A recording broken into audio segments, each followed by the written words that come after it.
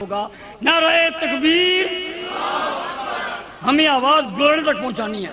نعرہ تکبیر، نعرہ رسالت، نعرہ حیدری، نعرہ حیدری۔ شہزادہ پیر سید نصیر الدین نصیر، وارث علوم مہریہ، سجادہ نشین آستانہ عالیہ گوڑا شریف۔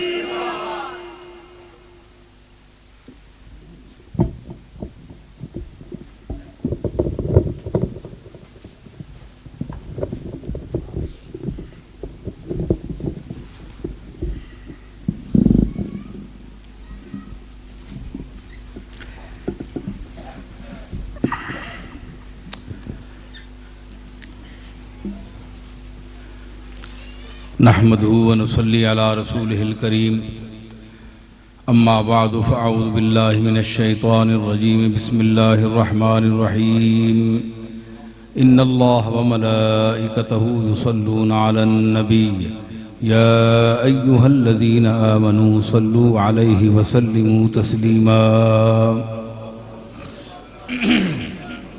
اللهم صل على حاضرین محترم، یہ حاجی جاوید اقبال صاحب کے والدہ ماجدہ کی ایصال ثواب کے حوالے سے چیلم کی محفل ہے۔ بارش کے سبب کھلے مقام پر یہ محفل نہیں ہو سکی، کیونکہ اور لوگ بھی شاید آئیں۔ بہتر تھا کہ یہ محفل مسجد میں ہو جاتی، جگہ کھلی ہوتی۔ تو اصل میں پروفیشنل خطاب جو ہوتا ہے وہ ایک کیسٹ ہوتی ہے جس کو آپ چلا لیں جہاں چاہیں۔ میرے خطاب کے لیے زندہ باذوق صاحب علم انسانوں کا ہجوم یا ان کی موجودگی ضروری ہوتی ہے، سمجھ آئی؟ میں کیسٹ نہیں ہوں کہ آپ مجھے جہاں چلا دیں۔ میں سوچ سمجھ کر، آدمی دیکھ کر بات کرتا ہوں کہ میری گفتگو کے قابل کون ہے، مجمع ہے، اس میں کون لوگ ہیں، خطاب اس کے مطابق ہوتا ہے۔ بعض لوگ مجھے کہتے ہیں کہ آپ کا فلاں خطاب بہت عمدہ رہا، اس میں ذوق شوق اور بڑا کچھ ہوا۔ میں نے کہا یہ میرے اپنے بس کی بات نہیں، یہ تو سامعین کا ذوق جو ہوتا ہے وہ انسان کے اندر وہ جذبہ اور وہ تمام خفتہ صلاحیتیں بیدار کرتا ہے۔ اس کی میں آپ کو مثال دوں کہ جس طرح ستار ہے نا، ستار بجتا ہے تو اس کے اندر تار ہوتا ہے، تو ستار اس کو ہم کہتے ہیں، لیکن اس میں اصل میں ہوتا ہے سے تار، 3 تار ہوتے ہیں، تو وہ کثرت استعمال کی وجہ سے ستار ہو گیا۔ تو اس کا جو مین تار ہوتا ہے جس پر تمام سر چلتے ہیں، جس پر سازندے کی انگلیاں چلتی ہیں، اس کو مین تار کہتے ہیں۔ تو اس کے اندر تمام صلاحیتیں ہوتی ہیں ہر سر کی، یعنی جو 7 سریں ہیں ان میں ان کو اجاگر کرنے کی تمام صلاحیتیں اس تار میں ہوتی ہیں، لیکن جب تک اس تار پر اس کی سازندے کی انگلی نہیں جاتی تو وہ سر مقام سے نہیں بولتا۔ سمجھ آئی نہیں بولتا، صلاحیت اس میں ہوتی ہے، صلاحیت ہوتی ہے، لیکن بولتا اس وقت ہے جب کوئی اس کو بلائے۔ تو اگر ستار ایک بے جان چیز ہے، اس میں شعور بھی نہیں ہے، وہ آسن تقویم کی منزل پر بھی فائز نہیں ہے، اللہ نے اس کے وما خلقت الجن والانس الا لیعبدون ان کی طرح اس کو اپنی عبادت کے لیے بھی پیدا نہیں کیا، وہ کسی رسول کا، کسی نبی کا ماننے والا بھی نہیں ہے۔ تو اس کا یہ مقام ہے کہ اس کو جس سر سے چھیڑا جائے گا وہ بولے گا۔ تو اگر انسان ویسے ہی پروفیشنل طور پر شروع ہو جائے اپنی طرف سے ہی تو وہ اس ستار کے تار سے بھی گیا گزرا ہے کہ اس کو اگر چھیڑا جائے تو بولے گا، تو ویسے ہی انسان چھڑ جائے، اس چھڑ جانے سے فائدہ نہیں ہوتا جب تک سامعین کے دلوں میں ذوق نہ ہو، طلب کا ذوق نہ ہو، جب تک انسان کو بھوک نہ لگے تو روٹی کھانے کو جی نہیں چاہتا۔ آپ بددقت اور باصرار اگر نوالا اس کے منہ میں ڈالتے رہیں تو انسان کہے گا یار اگر سونے کا نوالا بھی ڈالو تو میں نہیں کھانا چاہتا، طبیعت ہی نہیں ہے میری۔ تو اللہ اور رسول کے پیغام کو اتنا عام مت کیجئے، اتنا اس کا مقام کم نہ کیجئے کہ کوئی سننا نہ چاہتا ہو تو خواہ مخواہ اس کے کانوں میں ٹھونسیں آپ۔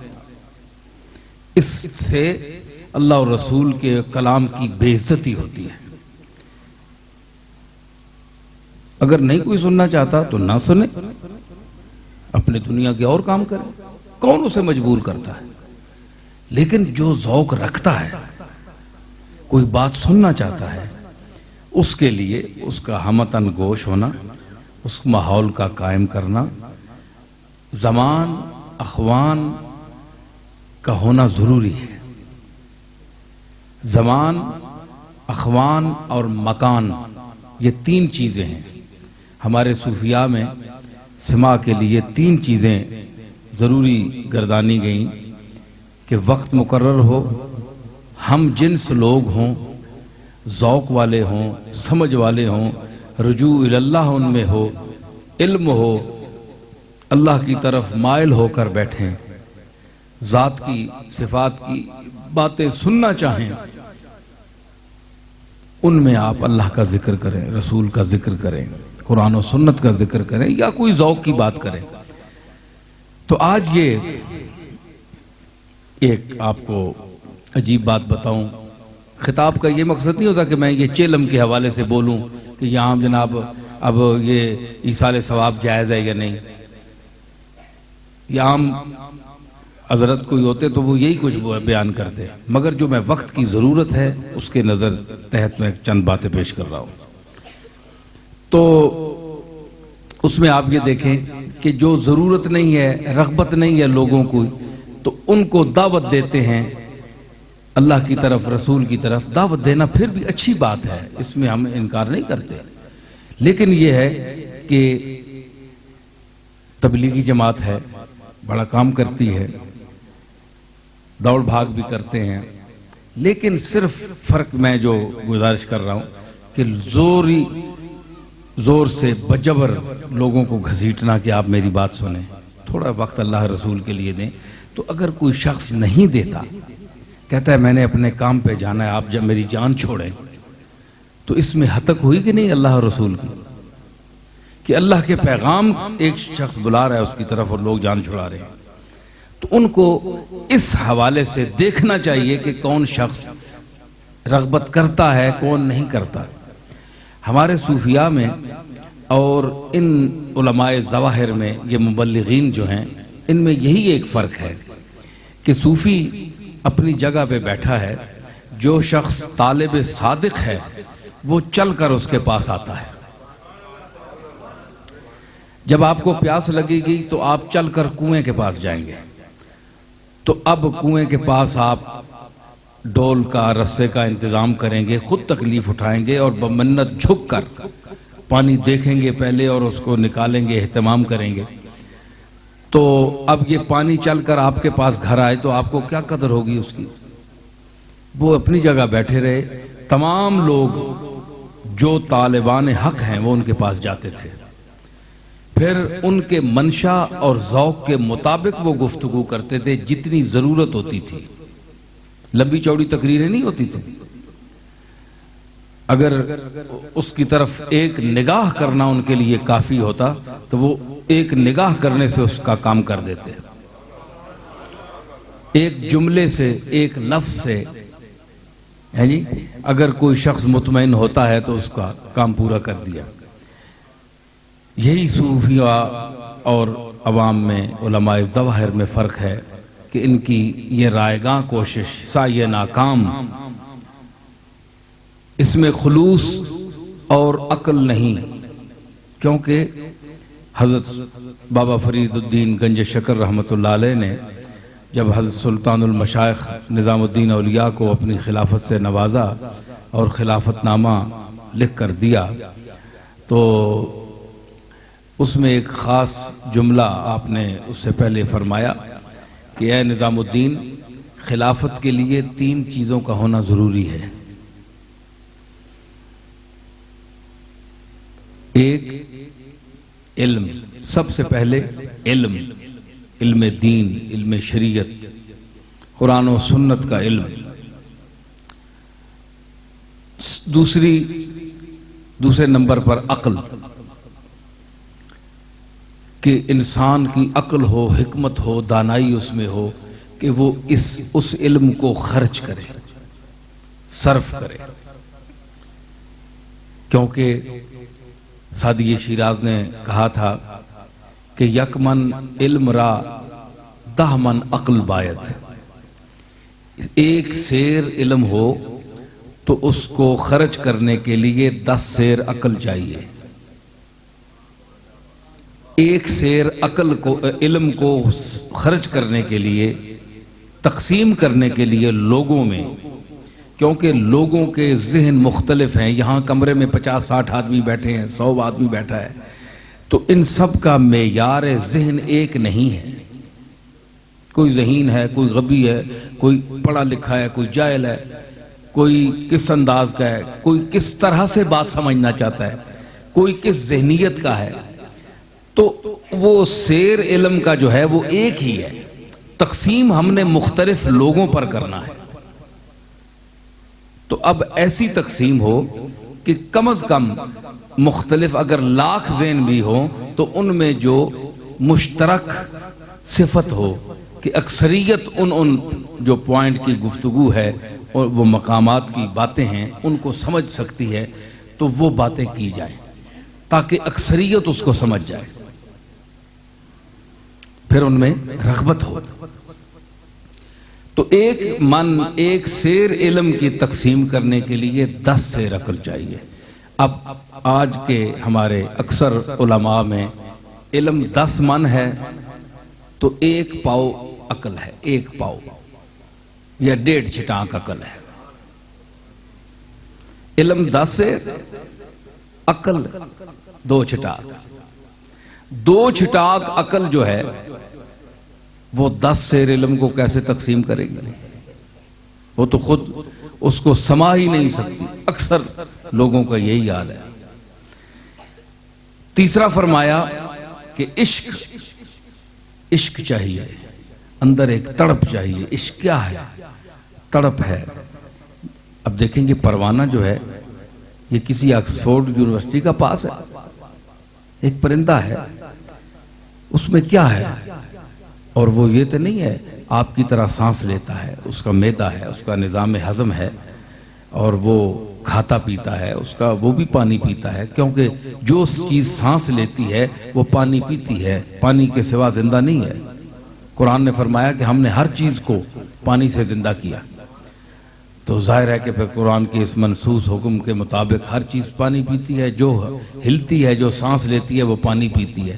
لیکن پروانہ جو ہے اس میں ایک تڑپ ہے کہ ایک مخصوص قسم کی لائٹ اس کے سامنے آ جائے تو پروانہ لپک کر اس پر مرتا ہے۔ تو اس کو تعلیم کون دیتا ہے؟ کوئی مولوی صاحب درس دیتے ہیں، کوئی پیر صاحب پڑھاتے ہیں، اس کو کسی کالج کا پڑھا ہوا ہے۔ تو اس کے اندر جو اس لائٹ کی طرف توجہ اور محبت جو ہے اس کی فطرت میں رکھ دی گئی ہے، اس کو عشق کہتے ہیں۔ ایک مثال ہے، اس کو عشق کہتے ہیں۔ تو اگر وہ تڑپ انسان کے اندر نہ ہو، وہ جذبہ انسان کے اندر نہ ہو، وہ محبت انسان کے اندر نہ ہو، تو وہ ایک پرندے سے، ایک جانور سے بھی کم تر ہے۔ آپ سمجھ رہے ہیں؟ میری باتیں ذرا غور سے سنیں، غور سے سن رہے ہیں نا؟ لطف آ رہا ہے کہ نہیں؟ ہاں آ رہا ہے نا؟ ہاں میں وہ مولویوں والا شور شرابہ اور وہ سب کچھ بھی میں کر سکتا ہوں، کوئی ایسی بات نہیں ہے، لیکن ذرا یہ دانائی کی گفتگو میں آپ کو سنا رہا ہوں۔ تو بہرحال یہ چیز جو ہے اس دور میں خاص طور پر یہ کمی ہے کہ ہمارے سامعین میں جہاں رغبت نہیں ہے قرآن و سنت اور احکام الہیہ کو سننے کی، لوگ کاروبار میں پھنسے ہیں، دنیا کے جھمیلوں میں پھنسے ہوئے ہیں، تھوڑا سا وقت اللہ رسول کو بھی لوگ دے دیتے ہیں۔ اب یہ حال ہے لوگوں کا، تعلیم ختم ہو گئی، انگریزی پڑھ گئے، تعلیم جو ہے بس کتنے لوگ ہیں جو ایسی سالانہ اور جمعرات اور چیلم یا ایسی محفلوں میں، ویسے محلے کے جو حوالہ ہے ایک قرب کا کہ پڑوسی ہیں، چلے جی فلاں صاحب نے بلایا ہے چلے جائیں، لیکن ان کے اندر جو ہے وہ نہ ذوق ہے، نہ تعلیم ہے، نہ قرآن و سنت سے رغبت ہے، بلکہ ان کا جو ایک معیار نظر ہے وہ مغربی تعلیم ہے۔ اس میڈیا کے دور میں وہ چاہتے ہیں کہ مالی طور پر وہ ترقی حاصل کریں، دنیا میں نام پیدا کریں۔ کون دین کی طرف رغبت کرے؟ مولویوں اور پیروں کی دنیا میں کون جائے؟ یہ ختم نماز روزے اور یہ سب کچھ کون کرے؟ ان جھمیلوں سے ہم بہت دور ہیں، لوگ کہتے ہیں ہم بڑے تنگ آ چکے ہیں۔ اکثریت جو ہے اندر کا لوگوں کا، آج کے نوجوان کا اور جو یہ طبقہ پڑا ہوا ہے نا، اس کا دل یہ فارغ ہے، اس طرف سے دین سے فارغ ہو گئے لوگ۔ یہ مغربی تعلیم کے اثرات ہیں کہ جس نے ہمیں قرآن و سنت سے دور کر دیا۔ ہمارے دل میں جب قرآن نہیں ہے، قرآن کا فہم نہیں ہے، تو ہم رسول اللہ کی حدیث کو کیا دیکھیں گے؟ جب ہمیں قرآن کی طرف رغبت نہیں، ہم منزل نہیں پڑھ سکتے، سب سے پہلے اٹھ کر صبح اخبار پڑھتے ہیں ہم۔ ہماری مائیں بہنیں، ہماری نانیاں دادیاں، ہم چھوٹے چھوٹے ہوتے تھے تو گھروں میں سب سے پہلے اٹھ کر قرآن پڑھتی تھی، نماز کے بعد قرآن پڑھتی تھی، منزلیں پڑھتی تھی۔ اب جناب ٹی وی آ گئے ہیں، اب پروگرام لگا ہوا ہے، بچے اصرار کرتے ہیں کہ ٹی وی لگاؤ، یہ ہے وہ ہے۔ اب گھر والے چھوٹے تو کیا، بچے بھی، بڑے بھی جو ہیں وہ بھی ٹی وی دیکھتے ہیں، اخبار پڑھتے ہیں، انہوں نے بھی قرآن شریف چھوڑ دیا۔ اکثریت الا ماشاءاللہ کوئی پڑھتا ہو تو میں نہیں کہہ سکتا۔ تو جب یہ حال ہو، معاشرہ اس طرح بگڑ چکا ہو، اللہ کی طرف توجہ نہیں، اللہ کے احکام کی طرف توجہ نہیں، قرآن کی طرف رغبت نہیں، قرآن فہمی کا شعور نہیں، ذوق نہیں، تو ان کو انسان اس معاشرے میں مولوی بیچارے کیا بولے؟ مولوی اپنی طرف سے تبلیغ کرتے ہیں، سمجھاتے ہیں، لیکن لوگ اس کان سے میں ڈال کر اس طرف سے نکال دیتے ہیں۔ بس نشستن دو گفتن دو برخاستن، بیٹھے بات کی سنی اور اٹھ کر چلے گئے، جھاڑ کر بس ختم۔ ایک محفل تھی، چلو جی اس میں کچھ وقت گزارا ہم نے، بس ٹھیک ہے، ان کو بھی پورا کر دیا اور ایک محلے کا ایک رسم بھی نبھا دی، چلو جی ہمارا کوئی نقصان تو نہیں ہوا نا۔ بس اس حد تک لوگ پورا کرتے ہیں اللہ اور رسول کو۔ تو اب کیا چاہیے ہمیں؟ میں یہ جو افسوس کی باتیں کر رہا ہوں، یہ صرف اس محفل کے لیے نہیں، میں مخصوص بات کر رہا ہوں، یہ میں کر رہا ہوں جنرل بات کر رہا ہوں کہ ہر طرف اب ہم خانقاہ کے لوگ ہیں، ہمارے پاس لاکھوں کا مجمع ہوتا ہے، لاکھوں کا مجمع ہوتا ہے، لیکن سب دنیا دار ہوتے ہیں، کوئی آدمی کام کا نہیں۔ پہلے لوگ اٹھ کر محفل سما میں رقص کیا کرتے تھے، بڑے بڑے اہل علم ان پر وجد طاری ہوتا تھا، وہ روتے تھے اللہ اور رسول کے عشق میں اور مقام میں۔ میرے دادا صاحب حضرت بابو جی رحمت اللہ علیہ، ایسے لوگوں کے جو محفل ہوتی تھی اس میں اکثر آپ ان کے وجد کے اوقات میں احتراماً کھڑے ہو جاتے تھے، کیونکہ ہمارے صوفیاء کے نزدیک جب ایسی محفلوں میں کوئی صاحب حال پر یہ وجد و کیف کی کیفیت طاری ہو جائے تو ہمارے ہاں یہ سمجھا جاتا ہے، صوفیاء کہتے ہیں کہ حضور علیہ الصلوۃ والسلام کی جلوہ گری ہوتی ہے اس وقت وہاں، اور اللہ تعالیٰ اپنی تجلیات کے حوالے سے اپنی تجلی فرماتا ہے وہاں، تو اس حضور کے اور اللہ کی تجلی کے حوالے سے اس کے احترام میں لوگ اہل نظر جو ہیں وہ اٹھ کر کھڑے ہو جاتے ہیں۔ تو وہ کھڑے ہو جاتے تھے۔ اب اتنا عرصہ گزرا ہے، ان کی 25 سال ہو گئے ہیں، 35 سال۔ ہمارے ہاں لاکھوں کی محفلیں ہوتی ہیں، لاکھوں کا اجتماع ہوتا ہے، آج تک کوئی آدمی نہیں اٹھا، کسی پر رقص اور وجد طاری نہیں ہوا، جبکہ ان کے دور میں ہم نے خود دیکھا ہے الارباب حال کو۔ اب دنیا بالکل اس کا رخ ہی بدل گیا ہے۔ اب جو یہ میں باتیں کر رہا ہوں اس کو لوگ سمجھنے کی کوشش کریں گے، کیونکہ میں جو باتیں کر رہا ہوں وہ دکھتی رگ پر میں نے ہاتھ رکھا ہے، دکھتی رگ پر۔ اگر ہم اپنے گریبانوں میں جھانکیں کہ ہم اپنے بچوں کو کیا تعلیم دے رہے ہیں، کیا ہمارے بچے آج انگریزی زیادہ جانتے ہیں یا عربی زیادہ جانتے ہیں؟ دیکھیں، انگریزی کا میں مخالف نہیں ہوں، انگریزی آپ پڑھائیں، کیونکہ یہ اس دور کا تقاضا ہے۔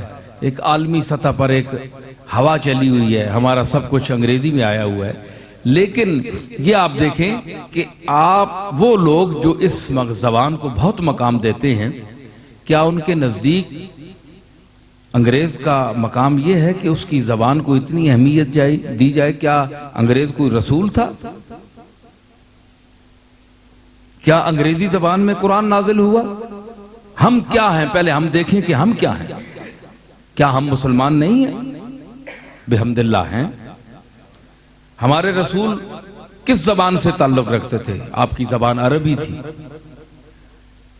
تو جو لوگ انگریزی پڑھ کر انگریزی زبان پر فخر کرتے ہیں اور تعلیم کا یہ معیار بتاتے ہیں کہ ہم انگریزی دان ہیں، ہم آکسفورڈ اور باہر یونیورسٹی کو پڑھے ہوئے ہیں، یہ ملا اور یہ پیر لوگ کیا چیزیں ہیں؟ ان کی تعلیم کیا ہے؟ یہ ایک کنویں کے ڈڈو ہیں، ایک حلقے میں پھرتے رہے۔ تو ان سے میں کہتا ہوں کہ آپ کے آباء و اجداد بھی اسی کنویں کے ڈڈو تھے۔ آپ آج گئے ہیں امریکہ میں اور یورپ میں، آپ کے بزرگ بھی، آپ کی دادی اور آپ کی پردادی بھی، جب اشہد ان محمد رسول اللہ آتا تھا اذان میں تو وہ بھی انگوٹھا چومتی تھی۔ آپ اسی دقیانوسی دادی اور دادی اماں کے پوتے ہیں۔ آج اگر آپ نے یہ الٹی زبان، جس کو لکھا بھی الٹا جاتا ہے،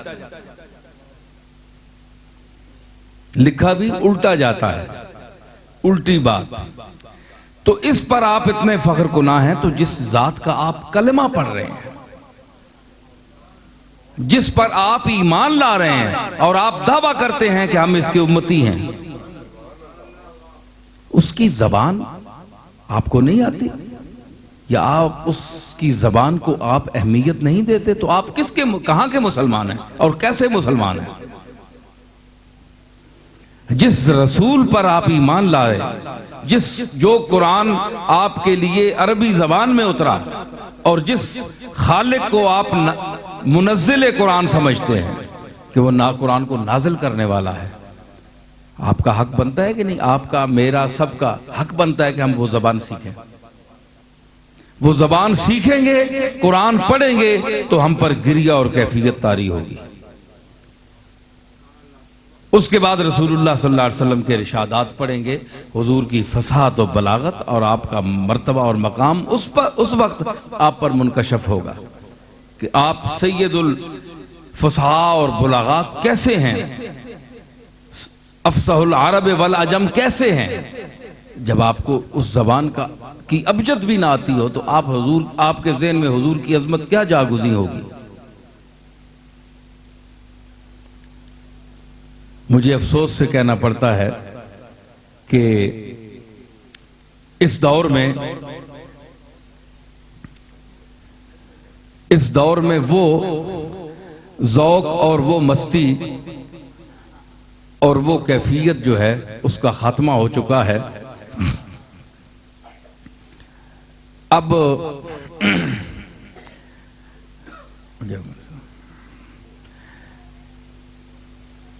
اس دور میں تو یہ ہے کہ آپ کوئی ایسی بات کریں کہ ہمارے جو مسلمان بھائی ہیں ان کو ان کی جو مصروفیات ہیں ان کو چھیڑا نہ جائے، ان پر بحث نہ کی جائے، اور مسلمانوں کو یہ کہا جائے کہ آپ بہت ٹھیک ہیں یار، ٹھیک ہے ماشاءاللہ بڑے پکے مسلمان ہیں، چلو دین کی طرف رغبت کوئی نہیں ہے، قرآن نہیں پڑھ سکتے، نماز نہیں آتی، اس کے واجب اور فرائض کا، سنت اور مستحب کا اگر پتہ نہیں ہے ہیں جی، تو یہ کوئی ایسی بات نہیں ہے، کوئی ضروری ہے سب نے مولوی بننا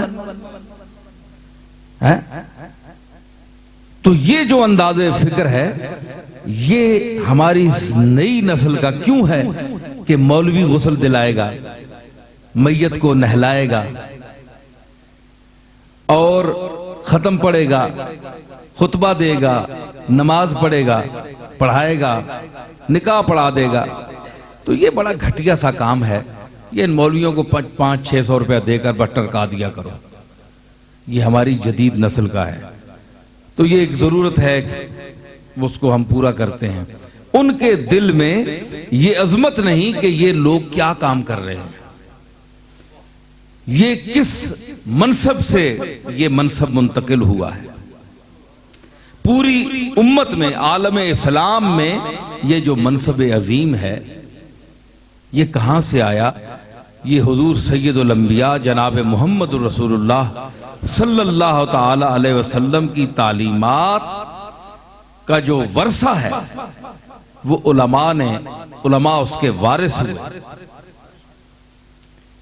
تو آج لوگ کہتے ہیں نا کہ میں مولویوں کے خلاف بولتا ہوں، میں مولویوں کی فضیلت بھی بیان کرتا ہوں، جا یہ فضیلت کیا کم ہے؟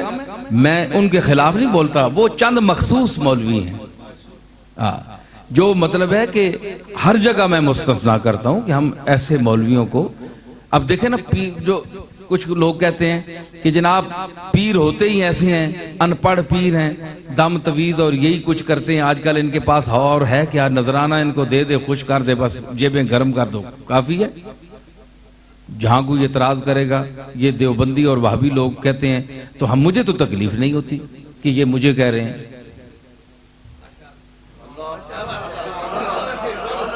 وہابی بولتے ہیں، پیروں کے پر تنقید کرتے ہیں، تو میں نے تو کبھی کسی سے نہیں کہا کہ تم یار میری توہین کر رہے تھے، چاہے مجلس میں بیٹھ کر بھی میرے سامنے پیروں کے خلاف بولیں مجھے کوئی اعتراض نہیں ہوگا، کیونکہ میں ان پیروں میں ہوں ہی نہیں۔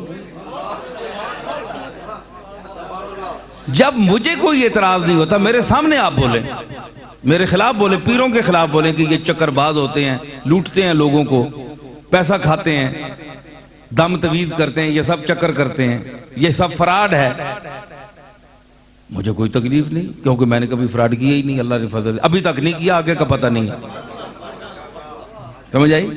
تو مجھے کوئی اعتراض، تو جب میں مولوی صاحبان پر بولتا ہوں تو جو لوگ، جن لوگوں کو چڑ ہوتی ہے اور تکلیف ہوتی ہے وہ کیوں اٹھتے ہیں؟ وہ چپ کر اٹھ جاتے ہیں، سیخ پا ہو جاتے ہیں، مطلب ہے کہ دال میں کچھ کالا کالا ہے۔ جو میں صفات گنواتا ہوں وہ ان میں بھی ہوتی ہیں، اس لیے وہ کہتے ہیں ہمیں مخاطب کر رہا ہے، ان کو نہیں ہونا چاہیے۔ جب میرے مخاطب ایسے، جب میں واضح کر دیتا ہوں کہ ایسے مولوی کہ جو امیروں اور پیروں، وزیروں، بے نظیروں، ان لوگوں کے اشارے پر شریعت کا فتویٰ بدلتے ہیں، فتویٰ فروش ہیں،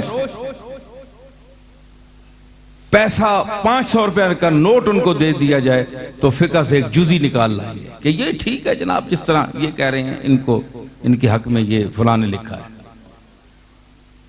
تھوڑی سی لالچ دنیا کی دی جائے تو آپ بتائیں کہ ایسے مولوی یا ایسے پیر، ایسے مشائخ، میں مشائخ کا بھی ذکر کرتا ہوں، اگر شیخ بھی کوئی ایسا ہے تو اس کا بھی کوئی شریعت میں مقام نہیں،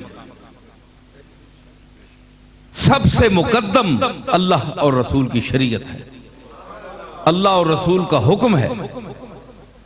علماء اور مشائخ ان احکام کے محافظین میں سے ہیں، حفاظت کرنے والے ہیں۔ اگر حفاظت کرنے والوں کا یہ عالم ہو،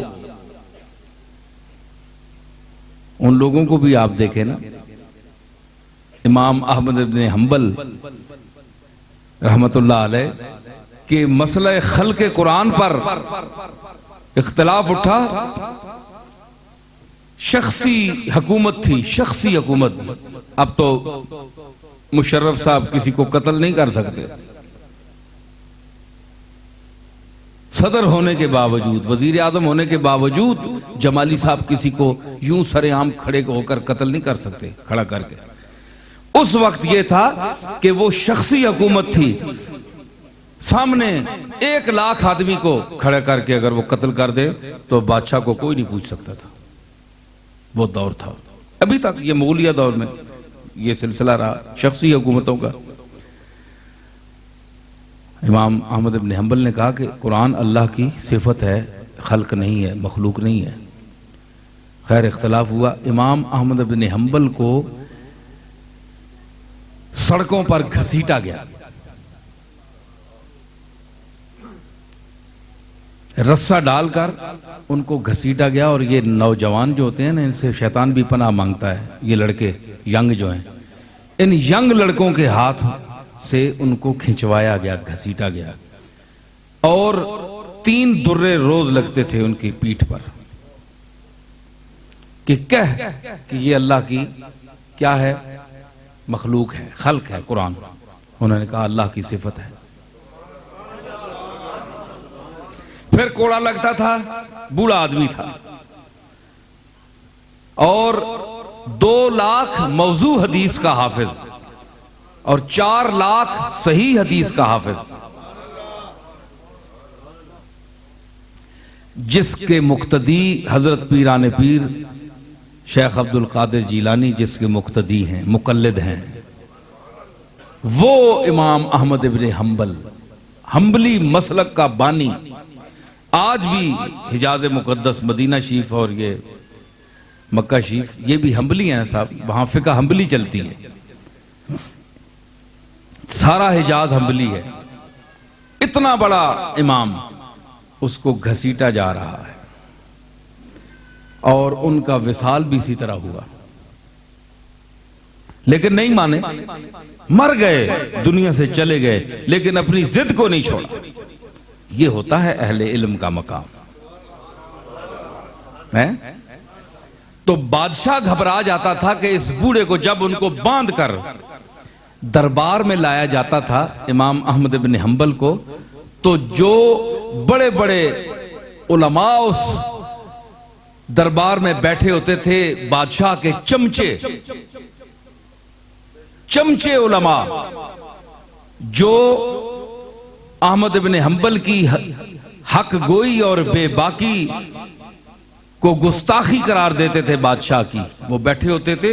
تو جب اس بوڑھے کو لایا جاتا تھا تو وہ سارے لرزہ برندام ہو کر کھڑے ہو جاتے تھے کہ یہ ایک اللہ کا جلال ہمارے سامنے آ رہا ہے، اس بوڑھے کو مارا جا رہا ہے، اس کی بے عزتی کی جا رہی ہے، مگر یہ کیا کوہ استقامت ہے کہ سر منہ ہلتا نہیں۔ اور ہم ہیں اپنے گریبانوں میں وہ جھانکتے تھے کہ ہم کتنے کمینے اور گھٹیا ہیں کہ اس بادشاہ کو خوش کرنے کے لیے اس ازلی بادشاہ اور حقیقی بادشاہ کی عظمتوں کو بھول گئے۔ تاریخ میں آتا ہے کہ جب ایک دن کوڑا پڑا امام احمد بن حنبل کی پیٹھ پر، تو آپ کا ازار بند ٹوٹ گیا۔ یہ جو مجھے ایک بات یاد آ گئی، ازار بند ٹوٹ گیا، اب اس کے ہاتھ بندھے ہوئے تھے، 75 سال عمر تھی، 75 سال کا بوڑھا کوڑا کھا رہا ہے۔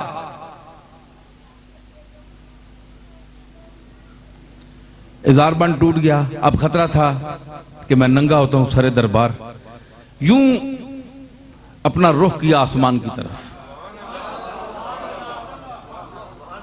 رخ کیا اور عرض کی، اے میرے مالک، اب مجھے سرے دربار ننگا کرتا ہے؟ میں نے کیا یہی جرم کیا کہ تیرے اس قرآن کو کہا کہ یہ تیری صفت ہے، تیری مخلوق نہیں ہے؟ اگر میں غلط ہوں تو مجھے ضرور بے عزت کر اس محفل میں سر دربار، اور اگر نہیں ہے تو میری عزت کو بچا۔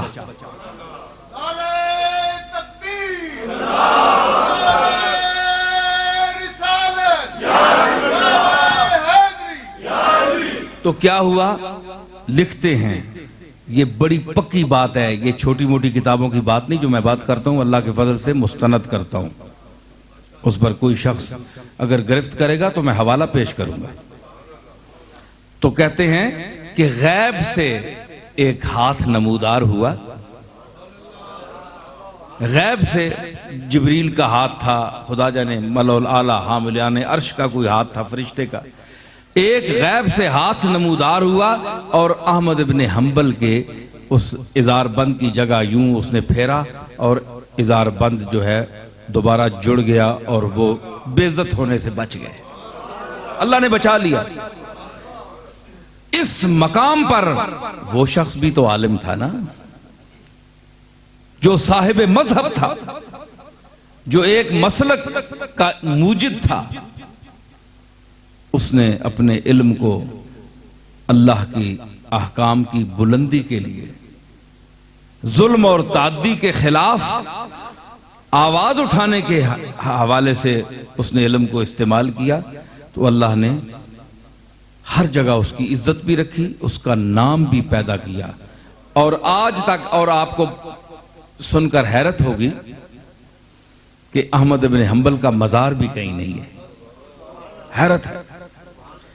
یہ دجلہ کے کنارے بغداد ان کو دفن کیا گیا، تو اس کے بعد دجلہ پانی جو ہے آیا اور ان کی قبر کو بہا کر لے گیا، نشان بھی نہیں ہے، لیکن قبر کا نشان نہیں ہے، لیکن اس کا نام جو ہے وہ پوری کائنات علم میں گونج رہا ہے آج تک، احمد ابن حنبل، احمد ابن حنبل۔ اور یہ مستند، جو مسند احمد ابن حنبل ہے، یہ کیا ہے؟ جس کو صاحب مشکات رواہ احمد لکھتا ہے، یہ اسی احمد ابن حنبل کا مجموعہ ذخیرہ ہے، ذخیرہ احادیث کا مجموعہ ہے۔ تو اس میں آئی ہوئی حدیث کوئی جملہ غیر مستند نہیں، اس کو دیوبندی بھی مانتا ہے، اس کو شیعہ بھی مانتا ہے، اور دوسرے مسالک بھی منکرین حدیث کو چھوڑ کر تمام مانتے ہیں اس کو۔ تو میں عرض کر رہا تھا کہ یہ کیا ہے؟ یہ اللہ کے لیے علم پڑھنا ہے، اللہ کی ذات کی رضا کے لیے، رسول اللہ کے اسوہ حسنہ کو زندہ کرنے کے لیے جو علم پڑھتے ہیں، جو خدمت کرتے ہیں، ان کا یہ مقام ہوتا ہے۔ ہم یہ سنتے ہیں، ہمیں پتہ ہے، لیکن ہماری غفلت، ہماری بد نصیبی کہ ہم اپنے ذی وقار اسلاف کی اقدار کو چھوڑ گئے۔ ہم نے اس دنیا میں بھی رہنا ہے۔ اب میں سمجھتا ہوں بات کو، اس دور میں جس میں ہم سانس لے رہے ہیں، اس کے تقاضے بہت ہیں، اتنے تقاضے ہیں کہ ہمیں پورا نہیں کر سکتے، لیکن کوشش کرتے ہیں یہ بھی ہو، وہ بھی ہو، اتنا کچھ ہو کہ ہم بس کوئی جگہ نہ ہو، لیکن ہم وہ سارے تقاضے اور چیزیں، اسباب سب اکٹھے کریں، سب جمع کریں۔ کوشش ہماری یہی ہوتی ہے، جمع مالم وعددہ، کہ جمع، قرآن کہتا ہے کہ اس نے مال کو جمع کیا اور پھر گنتا ہے، میرے پاس اتنا ہے۔ تو یہ حرص دنیا جو ہے، یہ بہت بڑی بری بلا ہے۔ مرزا بیدل ایک شاعر ہے، بہت بڑا صوفی۔ آج آپ کہیں گے کہ میں کوئی انداز سے بولا نہیں، ہو سکتا ہے بات احباب کے ذہن میں آئے، مگر میں نے جو آج ایک میری طبیعت کی رو ہوتی ہے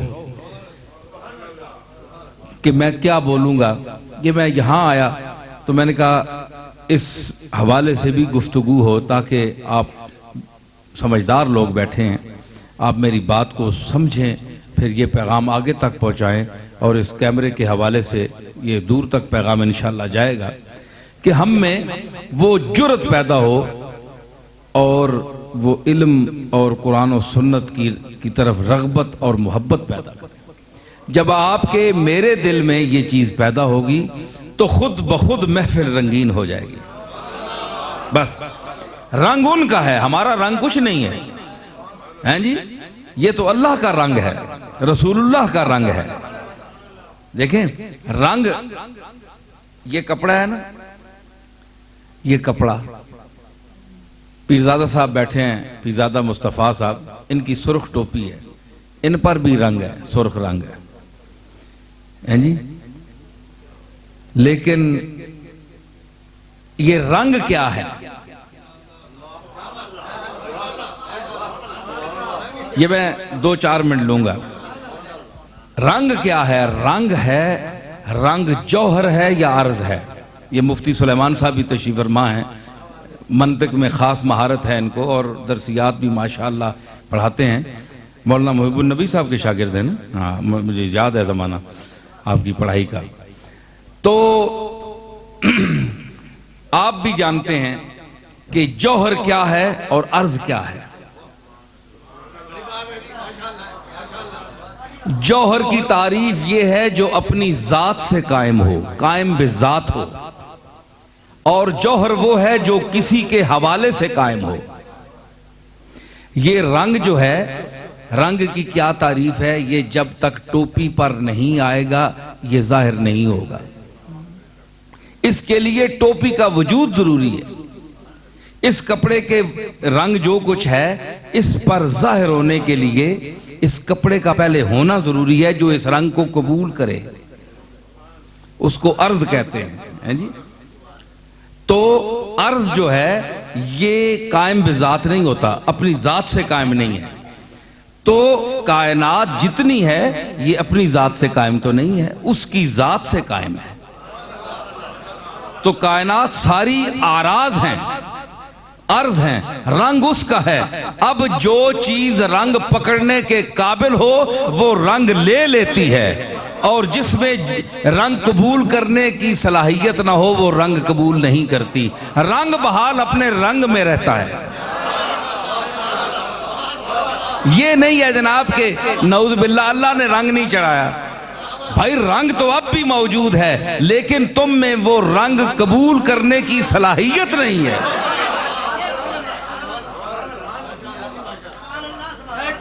فرید ایک شاعر ہوئے ہیں، حضرت بابا فرید الدین گنج شکر رحمۃ اللہ علیہ کے پڑپوتوں میں سے، ان کا نام بھی فرید تھا، شاعر تھے۔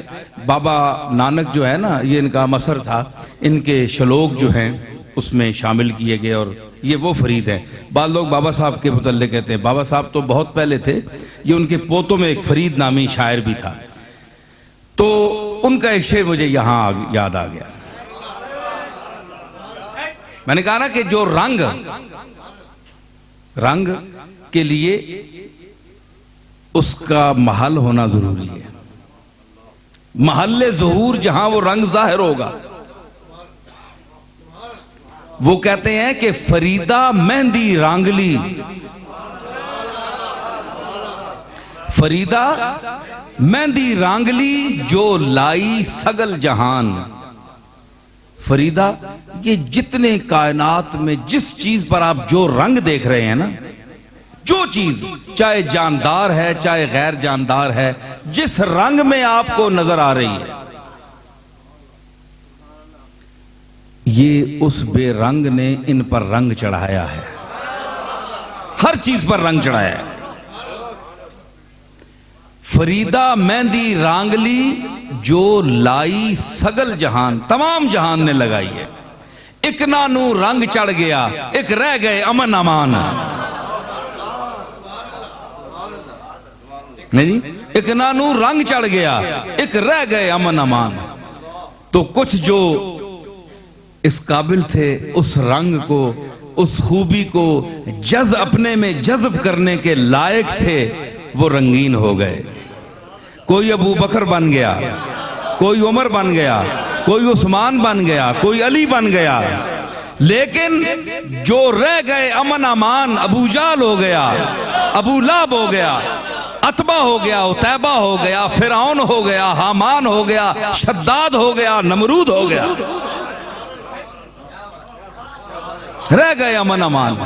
تو آپ کہیں گے اللہ نے رنگ ہی نہیں چڑھایا؟ نہیں، صبغت اللہ، اللہ کا رنگ ہے، بے رنگ ہے، لیکن بے رنگ رنگوں میں ظہور کرتا ہے۔ تو رنگ کے لیے ظہور کے لیے بھی محل چاہیے کہ جگہ ہوگی تو ظہور کرے گا۔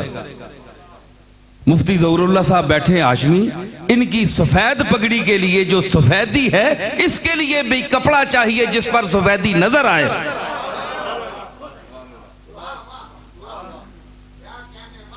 تو جناب ایک رنگ ہوتا ہے نا، میں مطلب گفتگو کر رہا ہوں، یہ ایک رنگ ہے۔ میری اس گفتگو کو رنگ کا ایک درجہ دیں کہ یہ رنگ کی مثال ہے، سمجھیں، اور اپنے کانوں کو کپڑے کا یا وہ محل کا مقام دیں کہ رنگ کے لیے جب محل چاہیے ظہور کے لیے، تو گفتگو کے لیے بھی وہ کان چاہیے جو اس کو رنگ دیں، جو اس رنگ کو مزید ابھاریں اور یہ بتائیں کہ واقعی تم رنگین بات کر رہے ہو۔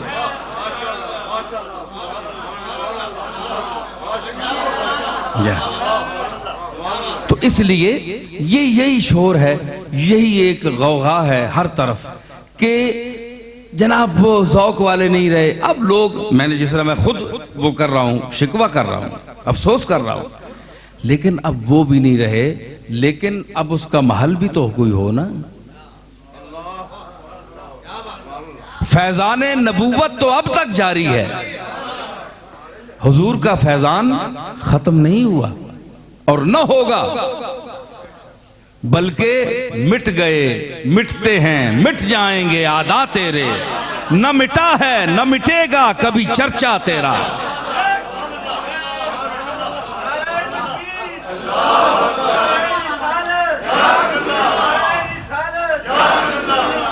آپ کا فیضان، لوگ کہتے ہیں یار یہ فیضان مصطفیٰ کیا ہے، ہمیں سمجھاؤ، ہمیں سمجھ آئیے، ایک عقیدہ ہے۔ یہ بریلویوں سے پوچھیں، بعض نام نہاد بریلوی جو مجھ پر بہت فتوے لگاتے ہیں، میں ان سے پوچھتا ہوں فیضان مصطفیٰ کی وہ تفسیر کریں جو عام آدمی پر اس کو سمجھ سکے، علمی اور منطقی اور فلسفیانہ موشگافیہ نہیں، وہ بات کریں کہ عام آدمی سمجھے، عام آدمی سمجھے، للو پنجو سمجھے۔ ہاں، کیونکہ جتنے عام لوگ ہیں، للو پنجو جس کو آپ سمجھتے ہیں نا، وہ بھی کملی والے کے غلام ہیں۔ آپ پر کوئی وحی نازل ہوئی ہے کہ آپ کو سند ملی ہے کملی والے کے غلام ہونے کی؟ ہم جیسے غریب اور عام لوگ بھی اس کے غلام ہیں۔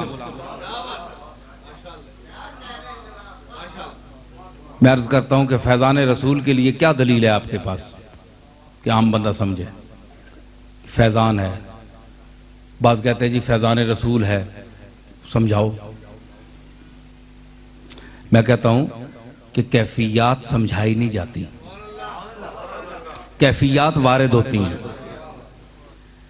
آپ کو درد ہو سر میں تو آپ اس کیفیت کو دوسرے آدمی کو سمجھائیں کہ دوسرے آدمی کو بتائیں یار میرا سر میں بہت درد ہے، وہ کہے نہیں یار یہ درد کیسی چیز ہوتی ہے، ذرا مجھے سمجھاؤ تاکہ میں سمجھ سکوں، تاکہ تمہارے درد تک پہنچ سکوں کہ تو درد کیسا ہوتا ہے۔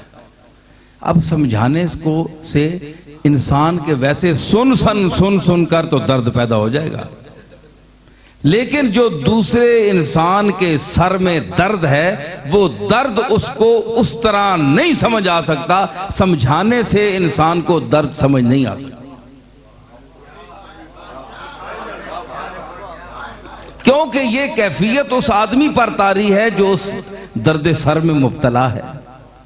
تو پہلے کوئی مبتلا ہو جس کو کبھی سر میں درد ہوا ہو وہ بتا سکتا ہے کہ یہ آدمی ٹھیک کہتا ہے، یوں ٹیسے پڑتی ہیں، یوں پریشانی ہوتی ہے، اوئے ہوئے بڑی تکلیف ہوتی ہے، کیونکہ وہ درد سر سے اس کا سابقہ پیش آیا ہے، وہ گزرا ہے۔ اب جو گزرا ہی نہیں اس کو کہے نہیں یار میں تمہارے اس درد سر کو نہیں مانتا، مجھے سمجھاؤ پہلے۔ کوئی سمجھا سکتا ہے؟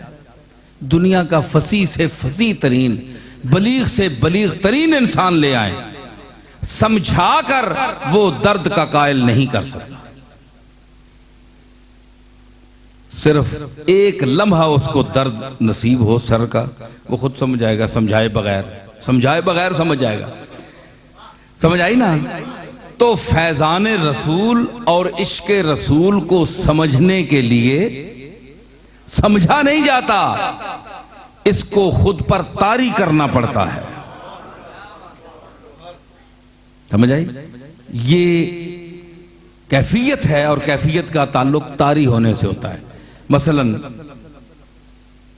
آپ یہ دیکھیں کہ میں نے اس سے کہا کہ حضور کی تعریف ہے، آپ کا ذکر پاک ہے، آپ کا ذکر ہے، تو آپ کے اندر اگر حضور کی طرف رغبت اور محبت اور ایک طبیعت پر ایسی کیفیت پیدا ہوتی ہے کہ آپ سرشار ہو جاتے ہیں آپ کی طرف رغبت اور محبت میں، تو یہی فیضان رسول ہے، یہی فیضان رسول ہے کہ آپ پر حضور کی مہربانیاں ہیں کہ آپ ان کی طرف جا رہے ہیں، آپ کی غلامی میں آپ ہر قدم قدم بڑھ رہے ہیں آپ کی طرف، یہی فیضان رسول ہے۔ اور یہ فیضان اس کا ہوتا ہے جس کا وجود ہو، مردوں کا فیضان نہیں ہوتا، زندوں کا فیضان ہوتا ہے۔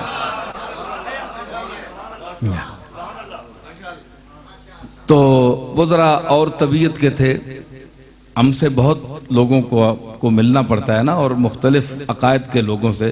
ہمارے مولوی حضرات تو اپنے عقیدے کے لوگوں سے صرف ملتے ہیں نا، ویسے دوسرے مسلک کا کوئی اپنا اگر ہو تو پکے دیوبندی سے بھی مل لیتے ہیں، کیونکہ وہ بھی ان کو کچھ پیسے دلوا دیتا ہے۔ جہاں کو دنیا کی غرض ہو تو ہمارے بریلوی بھی ان سے ملتے ہیں، ان کے اچھے اچھے مراسم ہیں دیوبندیوں کے ساتھ، تو ہم آہ بھی بھرتے ہیں تو ہو جاتے ہیں بدنام، وہ قتل بھی کرتے ہیں تو چرچا نہیں ہوتا۔ بڑے بڑے بریلوی علماء ہیں جن کے بڑے بڑے گہرے مراسم ہیں دیوبندیوں کے ساتھ، اور وہ ان کی جیبیں بھی گرم کرتے ہیں، دیوبندی ان کو پیسے دیتے ہیں۔ وہاں تو دیوبندیوں سے بولنا ممنوع نہیں ہے۔ وہ کیا پتہ چلا کہ وہ کرتے ہیں سب چھپ کر، یہ سنی حضرات ایسے سنی، وہ کرتے ہیں سب چھپ کر، تدبیر اسے کہتے ہیں۔ وہ کرتے ہیں سب چھپ کر، ملتے بھی ہیں علامہ صاحب سے، دیوبندی بڑے ملتے ہیں، قبلہ کیا حال ہے، عید بھی ملتے ہیں۔ وہ کرتے ہیں سب چھپ کر، تدبیر اسے کہتے ہیں، اور ہم دھر لیے جاتے ہیں، تقدیر اسے کہتے ہیں۔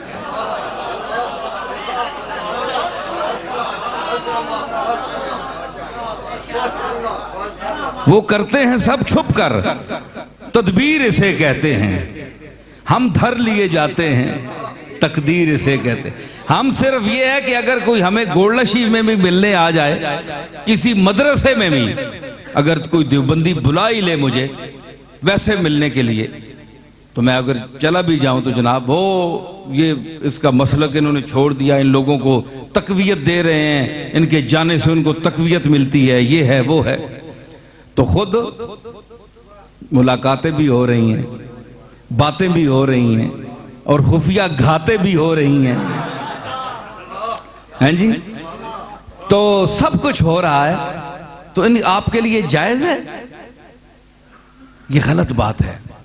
آپ ہر شخص میں، میری انقریب ایک کتاب آ رہی ہے جو اس میں نے ان چیزوں کو واضح کیا ہے کہ کوئی دیوبندی، کوئی شیعہ، کوئی سپاہ صحابہ، تبلیغی جماعت، جتنے یہ طریقے ہیں، ان پر میں نے اپنے رائے کا اظہار کیا ہے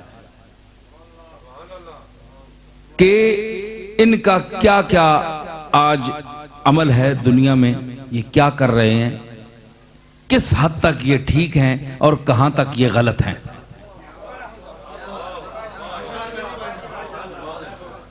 یہ چیزیں ان کی اچھی ہیں، یہ چیزیں ٹھیک نہیں ہیں. کوئی مولوی ہے، کوئی پیر ہے جو حتمی طور پر یہ کھل کر گئے، کوئی بات نہیں. ایویں ملیا نال جتھے بڑھ کے بہ گیا، انہاں نال خوش ہو کے انہاں پورا کر چھوڑیا تھے، انہاں نال بیٹھا تھے، انہاں پورا کر چھوڑیا. یہ میں نے بات نہیں کی، میں نے بات صاف کی ہے.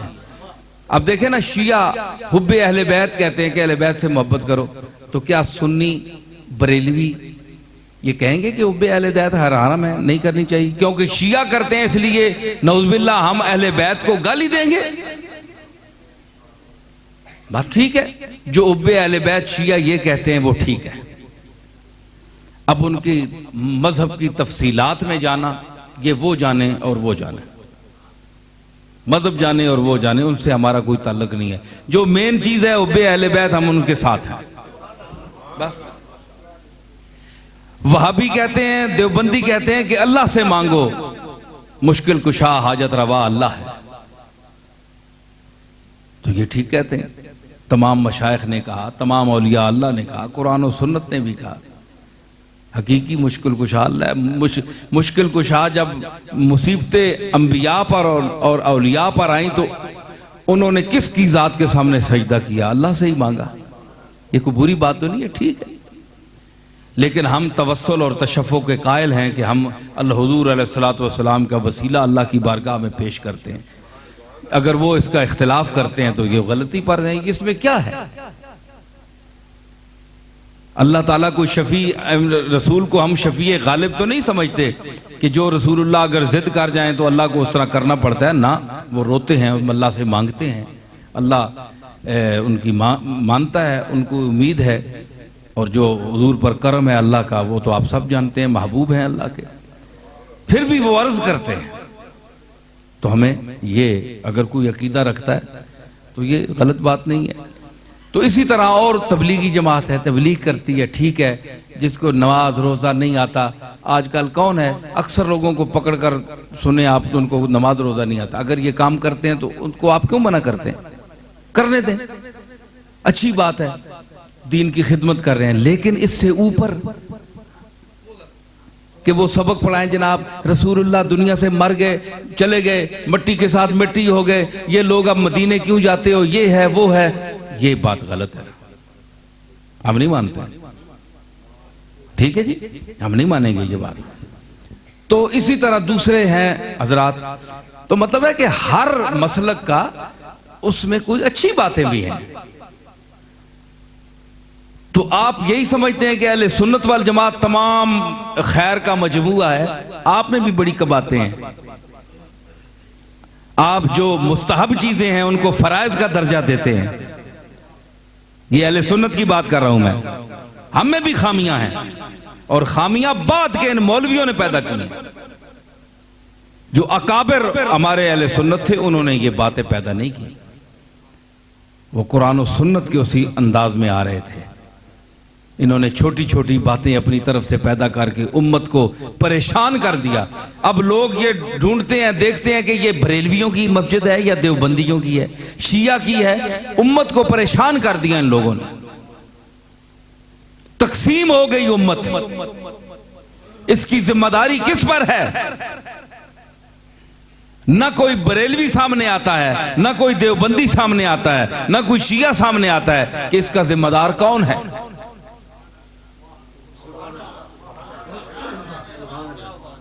یہ مشائخ کہاں سو گئے آج،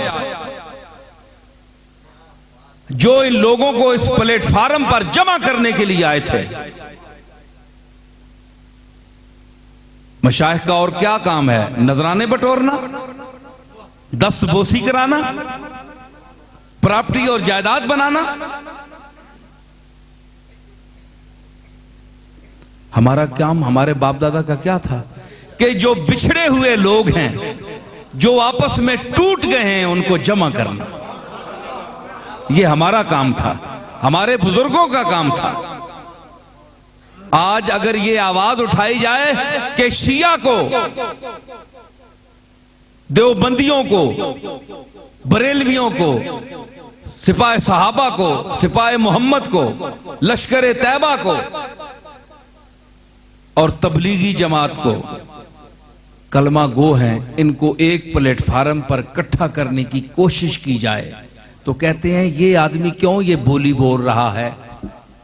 ہم مخالفت میں ایک دوسرے کو کافر کہتے میں جس طرح پیسے بٹور سکتے ہیں، اکٹھا کرنے میں بٹور نہیں سکتے۔ ہمیں بریلوی کون کہے گا اگر ہم سب کو کافر نہیں کہیں گے تو؟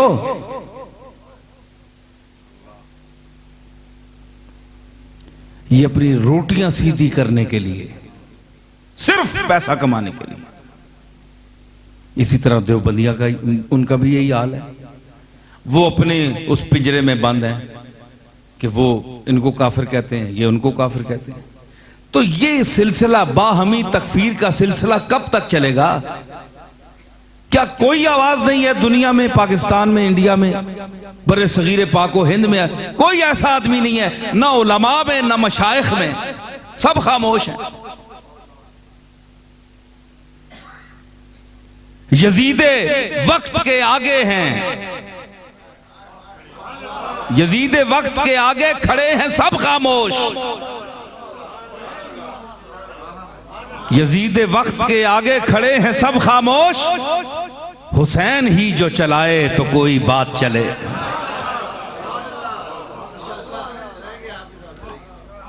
اب حسین یا اس کا غلام ہو کوئی تو وہ بات چلائے تو بات چلتی ہے، ورنہ اس یزید وقت کے سامنے تو سب خاموش ہیں، سب بے غیرت بنے ہوئے ہیں، بے غیرتی کی روٹیاں کھا رہے ہیں سب۔ تو کم از کم کیا ہے، علماء کو نہیں چاہیے؟ انہوں پتہ ہے کہ اگر ہم نے کیا تو کہیں گے یار یہ بدعقیدہ ہو گیا ہے، یا بریلوی دیوبندیوں کو بھائی بنانا چاہتا ہے، یہ دیوبندیوں کو قریب لانا چاہتا ہے، یہ اپنے مسلک کا غدار ہے۔ میں آپ کو بتاؤں کہ میرے جد امجد حضرت پیر مہر علی شاہ رحمت اللہ علیہ دیوبندیوں کے بہت بڑے عالم مولانا انور شاہ کشمیری علیہ رحمت ایک مرتبہ گولڈا شریف آئے تو میرے جد امجد پیر مہر علی شاہ صاحب رحمت اللہ علیہ بہت احترام سے ان کو پیش آئے ان کے ساتھ، اور جب وہ واپس چلے تو پیر صاحب تانگے تک نیچے ان کو چھوڑنے کے لیے آئے۔ یہ وہی پیر صاحب ہیں جو ویسرائے ہند کے بلانے پر دلی نہیں گئے، بڑے بڑے تاجدار اور رئیس اور بڑے بڑے نواب ان کے جوتوں میں بیٹھتے تھے۔ انور شاہ کشمیری وہاں آئے تو پیر صاحب انہیں تانگے تک نیچے اڈے میں پہنچانے کے لیے آئے۔ اس وقت سواریاں یہی تھی، تانگے وغیرہ، تو جب تک ان کا تانگا چلا نہیں آپ کھڑے رہے۔ ان کو پتہ نہیں تھا کہ وہ دیوبندی ہیں، دیوبند کے فارغ ہیں اور پکے دیوبندی ہیں۔ تو پیر صاحب ایسا کرنے سے کیا وہابی ہو گئے؟ کیا گستاخان رسول کے ادب کرنے والوں میں سے ہو گئے؟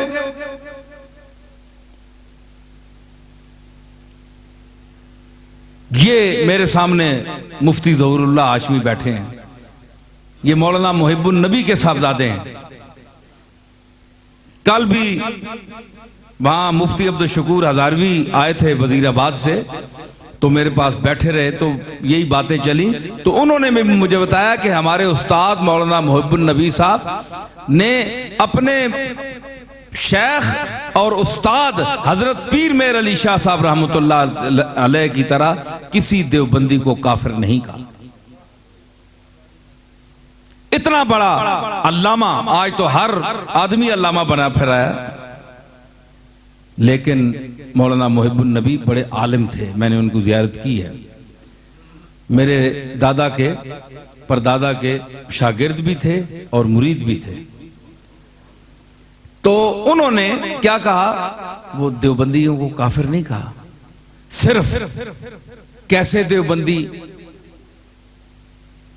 اس دائرے سے خارج ہیں یا ہم سمجھتے ہیں انہیں یا سمجھنا چاہیے، جو براہ راست رسول اللہ کے گستاخ ہوں. اگر کوئی ایسا دیوبندی ہے، مطلق مدرسہ میں پڑھنے سے کوئی کافر نہیں ہوتا. دیوبند ایک مدرسہ ہے. ہمارے کتنے مرید ہیں جو پیر میر علی شاہ صاحب کے مرید ہیں، آج بھی ایک عالم موجود ہیں فارغ وہ دیوبند کے. تو دیوبند سے فارغ ہونا کوئی بات نہیں ہے. رسول اللہ صلی اللہ علیہ وسلم کی ذات کے ساتھ جو عقائد ہیں، مین عقائد، ان میں آپ کے ساتھ گستاخی کا برتاؤ کرنا یا کوئی جملہ بولنا، یہ اسلام سے خارج کرتا ہے. وہ اسلام سے خارج ہے، دار اسلام سے خارج ہے، کافر ہے. اب کہنا یہ فتویٰ لگا دینا کہ سارا دیوبندی ایسے ہیں. سارے دیوبندیوں کے حال آپ جانتے ہیں، آپ نیتیں جانتے ہیں. آپ کو کیا پتا ہے؟ وہ تو مالک جانتا ہے اس کے اندر کیا ہے. آپ نیتوں کو آپ غیب دان کس طرح ہیں؟ تو جو توہین کرے یا اس کا ارتکاب کرتا ہے، حضور کی توہین کرتا ہے، چھوٹے لفظ بولتا ہے جو آپ سنتے ہیں اور آپ کو پسند نہیں آتے کہ اس نے اچھا نہیں کہا، یہ اس کے پیچھے آپ نماز نہ پڑھیں. اس کے پیچھے نماز نہیں ہوتی، اس لیے کہ نماز حضور قلب کا نام ہے. اس کی وجہ بھی میں بتاؤں. نماز حضور قلب کا نام ہے، اور جب آپ نماز میں آتے ہیں، یہ آپ پوچھیں کسی سے جا کر کہ نماز نہیں ہوتی، سب کہیں گے جی گستاخ کے پیچھے نماز نہیں ہوتی، مگر اس کی دلیل کوئی نہیں دے سکتا. آج تک کسی نے دلیل نہیں دی. میں دلیل پیش کرتا ہوں. مفتی صاحب ملازم ہو، آپ مفتیان بیٹھے ہیں میرے سامنے. دلیل کیا ہے کہ نماز عبادت ہے. عبادت ہے کہ نہیں؟ بولے ذرا جلدی جلدی بولیں، پڑھنی بھی ہے. نماز عبادت ہے. عبادت ہے. جب ہم عبادت شروع کرتے ہیں تو اسی عبادت کا حصہ ہے کہ نہیں؟ التحیات للہ ہے نا. تو جب ایھا النبیوں کے لیے ہم خطاب کرتے ہیں، پیچھے گستاخی کر کے آئے ہوں، تو نماز عبادت میں بیٹھ کر ایھا النبیوں ہم کس منہ سے کہیں گے؟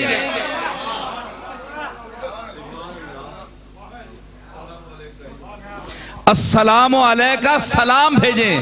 پہلے ان کے لیے استعمال کریں غلط الفاظ. میں وہ الفاظ گستاخی کے دورانہ بھی نہیں چاہتا. حضور کے لیے جو الفاظ ہیں میں دورانہ نہیں چاہتا. آپ پڑھ لیں کتابوں میں. وہ عقائد پہلے حضور کے لیے بول کر پھر کہتے ہیں السلام علیکہ ایھا النبی. تو پھر یہ حضور کی شان رحمت للعالمین ہی ہے نا کہ آپ خاموش ہو جائیں. اتنا بکواس کرنے کے بعد انسان کہے السلام علیکہ ایھا النبی. چنگی پریک میں مثال دینا. چنگا پلا بندہ محلے چکی بندے بے عزت کر کے تے اگوں پھر مڑ کے آوے کیا حال ہے قبلہ السلام علیکم. وہ بوتھے تے مارسی چھکتے. اے ہون کنجرا کے آنا رہے ہیں تے ہون تو ماں میں نال کے گلاں کرنا رہے تے ہون کوئی گل نہیں. یہ گل چلنی رہنی. اس نے ثبوت ہے. ہاں اس نے بھی میں کو ثبوت ہے. مولویاں نے واسطے میں بڑے تماشے رکھے. ہون تک تو کے گل کرنا رہے ہیں تے ہون ماں سلام پہ دینا ہے. کیڑے منہ نال؟ حضور نے گستاخی اور اتنی دریدہ دہنی تے ہون السلام علیکہ ایھا النبی. یہ منافقت ہے. منافق نہیں اس قسم کی نماز نہیں ہونی. یہ دلیل ہے. سمجھ آئی؟ اس تو علاوہ ہر بندے ہوتے ہر آدمی پر آپ یہ فتویٰ اٹھا کر نہ لگا دیں کہ یہ کافر ہے کافر ہے کافر ہے. کوئی پریس ہے جس طرح پریس میں اخبارات چھپ رہے ہیں کفر کے فتوے لگ کافر ہے یہ بھی کافر وہ بھی کافر. بس یہی تماشا لگا ہوا ہے. اور یہ پتہ نہیں کہ میں خود کیا ہوں. پتہ نہیں کہ اللہ کے کھاتے میں میرا کیا مقام ہے. جانچ پرکھ ہے اوروں کی یہ بھی سوچا خود کیا ہو. اس لیے احتیاط سے کام لینا چاہیے. اب نماز کا وقت بھی ہے تو اللہ تعالی ہمیں توفیق عطا فرمائے کہ ہم اپنے اندر ذوق پیدا کریں, حضور سے نسبت پیدا کریں, قرآن و سنت کی تعلیمات حاصل کریں, اپنے اندر وہ شعور پیدا کریں جو ہمیں اولیاء اللہ کے ساتھ وابستہ کر دے. وہ دور, اس دور میں ہم چلے جائیں. وہ اسی صورت میں ہو سکتا ہے کہ جب ہمارے اندر وہ تعلیمات ہوں, وہ ذوق ہو, وہ مستی ہو. اللہ تعالیٰ جاوید اقبال صاحب کی والدہ مرحومہ کو اپنے جوار رحمت میں جگہ دے. اب میرا خیال ہے دعا ہوگی, دعا ہوگی. اور وہ ختم شریف پڑھا ہے آپ نے؟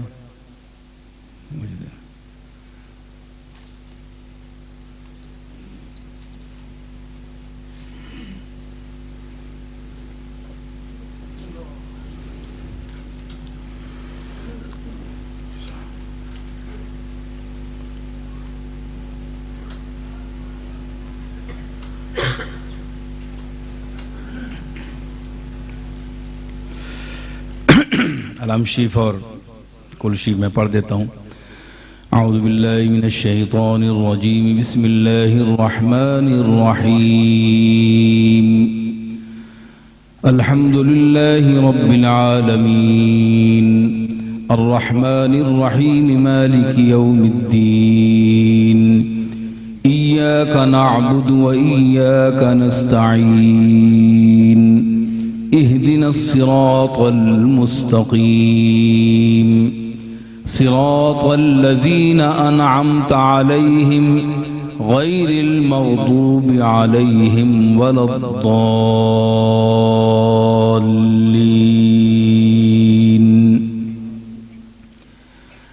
بسم الله الرحمن الرحيم, قل هو الله أحد الله الصمد, لم يلد ولم يولد ولم يكن له كفوا أحد. بسم الله الرحمن الرحيم, قل هو الله أحد الله الصمد, لم يلد ولم يولد ولم يكن له كفوا أحد. بسم الله الرحمن الرحيم, قل هو الله أحد الله الصمد, لم يلد ولم يولد ولم يكن له كفوا أحد. ہاتھ اٹھائیں. اللہ تعالیٰ کی بارگاہ میں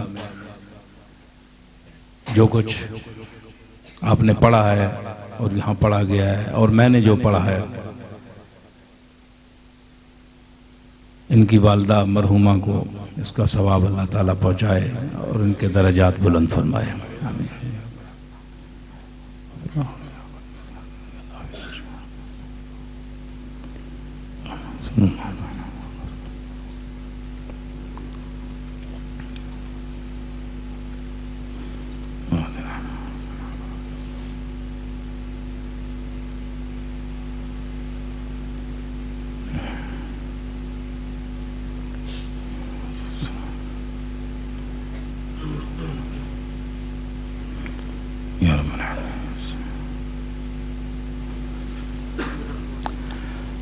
ایک بار پھر دعائے حاجات, اپنی حاجات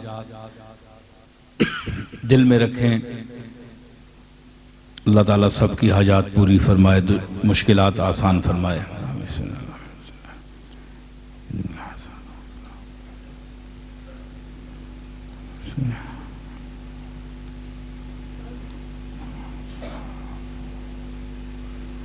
برحمتک یا رحمن. نماز پڑھ کے نہ, ایسے پہلے چلا ویسے ٹائم اچھا